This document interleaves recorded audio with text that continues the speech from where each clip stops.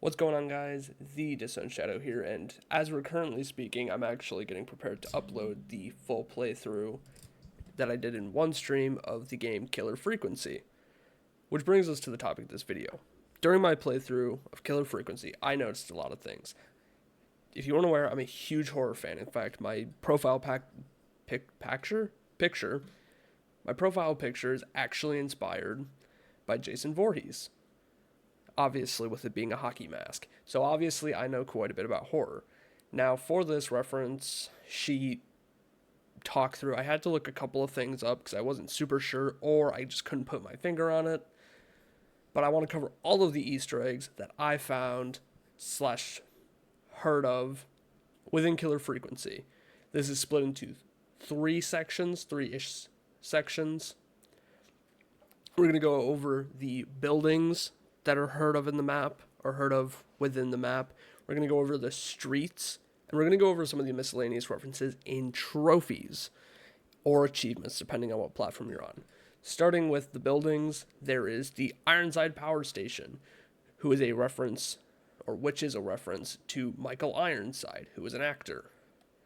There is the Giblet or Giblet Field, which is just a reference to a term for basic gore. The entire name of Gallows is anything including Gallows, such as, the Gallows family or, Gallows Creek, is a reference to the horror movie The Gallows. St. Jason's Church is a reference to Friday the 13th, which I believe specifically is a reference to Friday the 13th because there's also a trophy for saving Jason during Casey's call in game called Jason Lives. So I think that further does it, or further, reinforces that. Sanders Drive-In Theater is a reference to Clifford Sanders, who is a character from the movie Headhunters, which is a horror movie, or depending on which way you look at it, could also be a reference to Brian Sanders, who is the actor who played a character in the what's considered the first horror movie film with gore, Flesh Eaters. Chupacabras is a reference, obviously, from the name, is a play on the word chupacabra, which I consider a horror reference because the chupacabra is a cryptid. The Barker Library is a reference to Clive Barker, who is a horror writer and director. If you don't know, I mostly know him from Hellraiser. This one was a little weird. The Ambrosia Hotel could be a reference to like 5 different things. It could be a reference to the books Black Ambrosia, The Deep, or Miss Peregrine's Peculiar Children. It could also be a reference to the TCV series Charmed. It could also, pardon my pronunciation, this could be completely wrong, could be a reference to Kazu Umezu's Horror Theater, the second movie in specific, which is a horror anthology. Christine's Gas and Repair is a reference to the horror movie Christine. I say horror movie. I've seen the movie. I've also read the book, but I knew it from the horror movie first. But it is also a book. Grilling Spree is a play on words for killing spree. The Infinity Arcade is a reference to Infinity Pool. Little Shop of Flowers is a reference to Little Shop of Horrors, which was a movie, but I know it mostly because the school I went to did a play for it. Laramie Estate is also known as the Murder Mansion, which not a reference to anything specific in pop culture, but still kind of fits the theme. Max Diner is a reference to R.J. McCready, who is an actor. I know him personally as the actor who played the protagonist in The Thing, the original. He also has another reference in the form of McCready Street, which I just thought to mention here because it fit. The Ponty's Pizza is a reference to the horror movie Pontypool. Price Slashers is apparently a reference to a line from Hot Fuzz, which is a guy saying that he's a slasher of prices. I've never seen Hot Fuzz. So this is the one I had to look up because I didn't get it.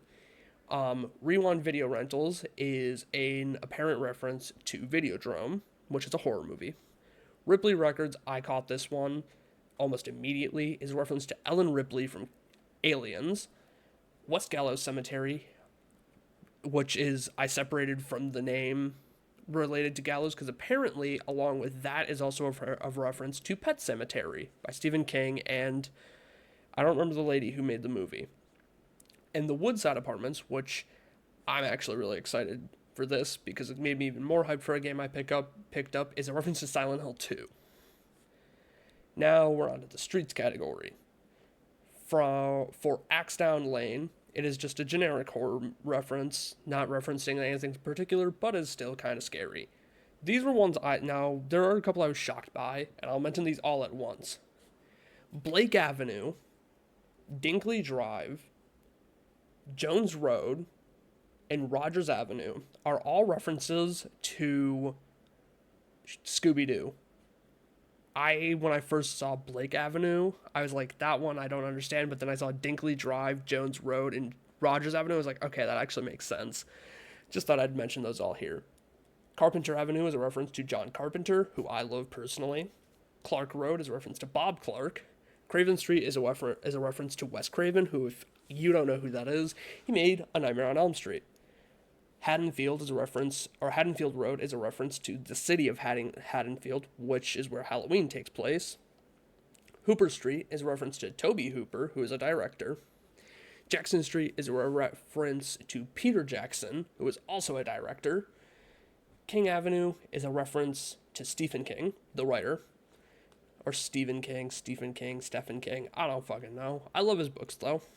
Mason Lane is a reference to Harry Mason, who is from Silent Hill 3. Myers Lane is a reference to Michael Myers, who obviously is from Halloween.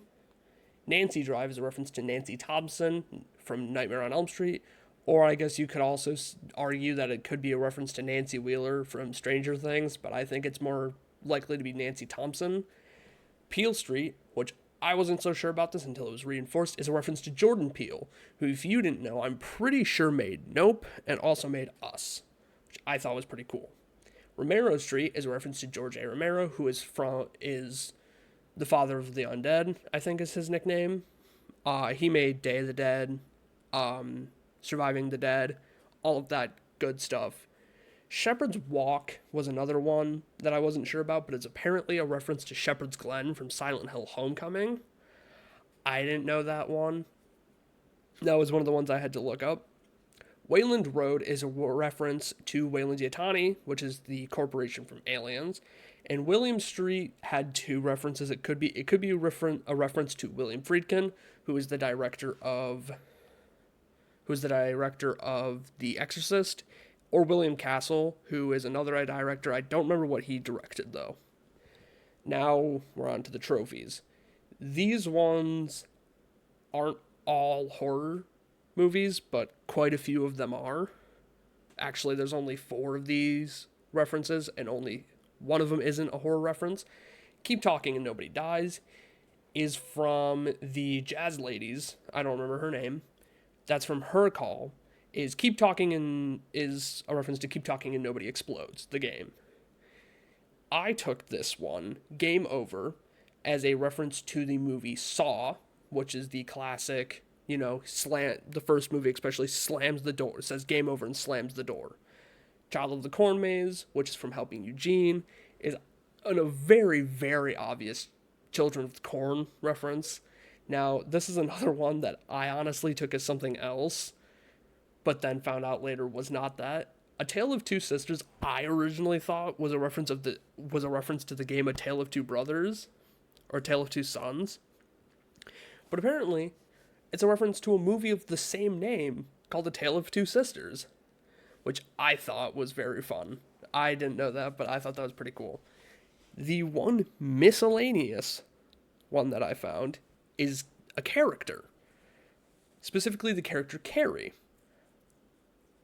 This just seemed like an obvious reference to Carrie from the movie Carrie. To me, at least. That's just what it seemed like. And with that, that's all the references I saw. This was a video that I just really wanted to make because I'm really passionate about horror stuff, and this game was fucking jam-packed with references. So with that, thank you guys so much for watching. I was, am, and always will be the Disowned Shadow, and I'll see you guys next time. Peace.